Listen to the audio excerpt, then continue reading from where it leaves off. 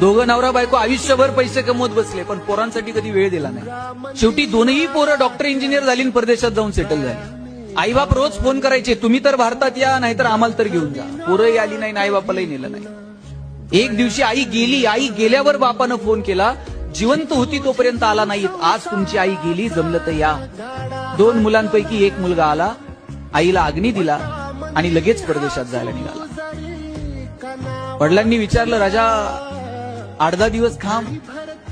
ती होती तोपर्यंत जुने फोटो बघत दिवस काढले, आता घरात बोलायला माणूस उरलं नाही, जरा सवय लागेपर्यंत थांबशी. पोरानं बापाच्या हातात 50,000 रुपये टेकवले आणि सांगितलं, आईचा पेपरला फोटो द्या, भावपूर्ण श्रद्धांजली म्हणून आमच्या दोघांची नावं घाला, गावाला गोडधोड जीव घाला, पण 10 दिवस नाही थांबतायच. वडील म्हणले, तिनं 9 महिने पोटात वाढवलं. आई कधी म्हणली नाही, पोटाचं भाडं दे, टाळू भरली, तेलाचे पैसे, आम्ही तुमच्या